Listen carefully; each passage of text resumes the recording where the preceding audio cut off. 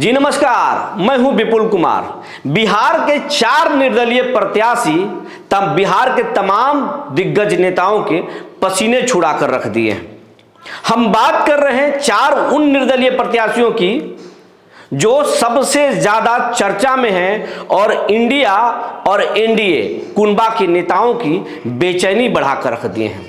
एक लोकसभा में तो चुनाव संपन्न हो गया है। हम बात कर रहे हैं पूर्णिया लोकसभा। पूर्णिया लोकसभा में जेडीयू के उम्मीदवार थे संतोष कुशवाहा और आरजेडी के कैंडिडेट थी बीमा भारती। लेकिन यहां पर चुनाव लड़ रहे थे निर्दलीय प्रत्याशी पप्पू यादव। शुरुआती दौर में जेडीयू जो है वहां पर कंफर्ट जोन में था। उसे लग रहा था कि आरजेडी के वोट बैंक में बंटवारा हो जाएगा, बिखराव हो जाएगा, पप्पू यादव और बीमा भारती आपस में झगड़ जाएंगी, उनका वोटों का बिखराव हो जाएगा और जेडीयू आसानी से चुनाव जीत जाएगी। लेकिन जिस तरीके से पप्पू यादव ने अपने पक्ष में लोगों को गोलबंद किया, हर तबका के लोगों का समर्थन मिला, उसके बाद तो इंडिया ब्लॉक या एनडीए दोनों के नेता परेशान हो गए। और यहां तो तेजस्वी यादव को कहना पड़ा था, एनडीए के लिए उन्होंने वोट मांग दिया था, कहा था कि या तो इंडिया को दीजिए या एनडीए को दीजिए, लेकिन पप्पू को मत दीजिए। वहां तो चुनाव संपन्न हो गया। नतीजे चौंका सकते हैं पूर्णिया में। अब बचे हैं 3 निर्दलीय प्रत्याशी जो पीएम मोदी और राहुल गांधी के जो गठबंधन है उनके जो है नींद उड़ाकर रखे हुए हैं। हम बात कर रहे हैं सबसे पहले काराकाट लोकसभा के। काराकाट में एनडीए के प्रत्याशी हैं उपेंद्र कुशवाहा। उपेंद्र कुशवाहा मोदी कैबिनेट में मंत्री भी रहे हैं और राज्यसभा के सदस्य रहे हैं, विधान परिषद के सदस्य रहे हैं, विधानसभा के सदस्य रहे हैं। बहुत दिग्गज नेता हैं। वो नीतीश के भी करीबी रहे हैं और मोदी के भी करीबी रहे हैं। लेकिन इस समय उनकी सांसें जो है अटक रही है। इंडिया ब्लॉक के यहां पर प्रत्याशी हैं राजा राम सिंह। वो सीपीआई-एमएल के प्रत्याशी हैं, इंडिया ब्लॉक के उम्मीदवार हैं। लेकिन इन दोनों के बीच में जो निर्दलीय प्रत्याशी हैं भोजपुरी के पावर स्टार कहे जाने वाले पवन सिंह राजपूत जाति से आते हैं और काराकाट में 2 लाख से ज्यादा राजपूत जाति के वोटर हैं। अच्छी खासी संख्या में वैश्य हैं, भूमिहार हैं, ब्राह्मण हैं और हर तबका के जो नौजवान हैं वो सब पवन सिंह के तरफ झुकते हुए दिखाई दे रहे हैं।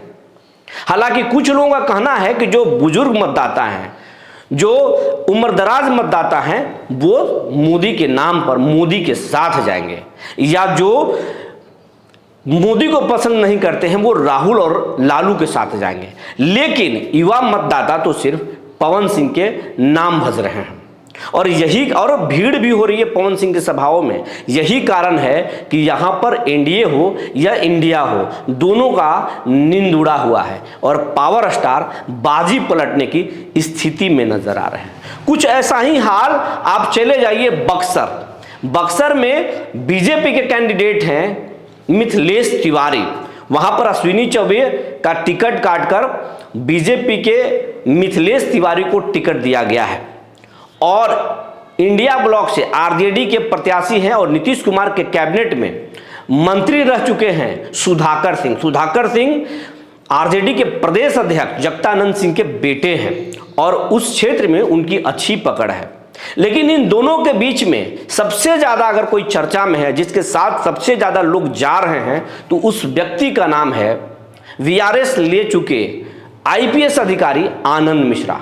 आनंद मिश्रा ने उस बक्सर लोकसभा क्षेत्र में एक ऐसा समा बांधा है कि अच्छे दिग्गजों का नींद उड़ा हुआ है।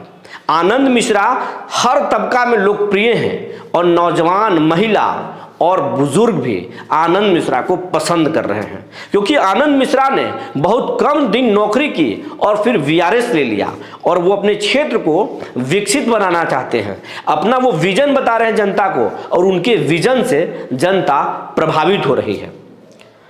और यही कारण है कि मिथिलेश तिवारी का नींद उड़ चुका है और सुधाकर सिंह भी परेशान चल रहे हैं। बक्सर लोकसभा में आनंद मिश्रा बाजी न पलट दें, ये बात चर्चा में है। इसके बाद हम अब बात करते हैं सीवान लोकसभा क्षेत्र की। सीवान में आरजेडी के जो कैंडिडेट हैं वो पूर्व जो है स्पीकर अवध बिहारी चौधरी हैं, और जेडीयू के जो कैंडिडेट हैं वो है विजय लक्ष्मी कुशवाहा। जेडीयू ने अपना कैंडिडेट वहां बदल दिया है।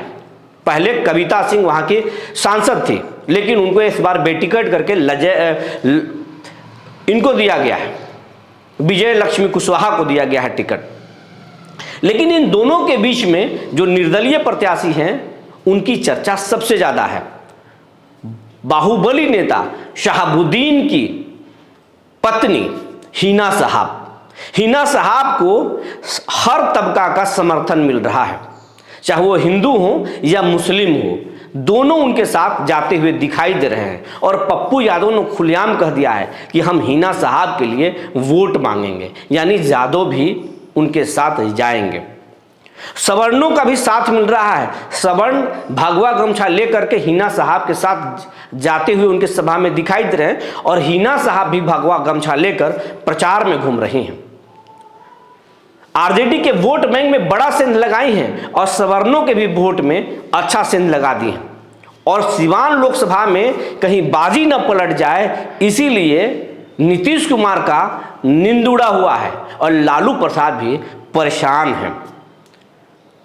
तो ये जो बिहार के जो 4 निर्दलीय प्रत्याशी हैं, इस बार कहीं 4 जून को बाजी न पलट दें, इसकी चिंता सबको सता रही है। अगर ये चारों निर्दलीय प्रत्याशी चुनाव मैदान में बाजी मार लिए तो फिर निर्दलीय चुनाव लड़ने का एक ट्रेंड शुरू हो जाएगा, और जिन बागी नेताओं को पार्टी बेटिकट करेगी या फिर टिकट नहीं देगी, तो वैसे अच्छे नेता निर्दलीय चुनाव में आ सकते हैं और बड़ी पार्टियों को मुश्किल में डाल सकते हैं और चुनाव मैदान में बाजी पलट देंगे। ये था आज का हमारा खास रिपोर्ट। फिर हम लेकर आएंगे ऐसे ही नई जानकारी। तब तक के लिए धन्यवाद।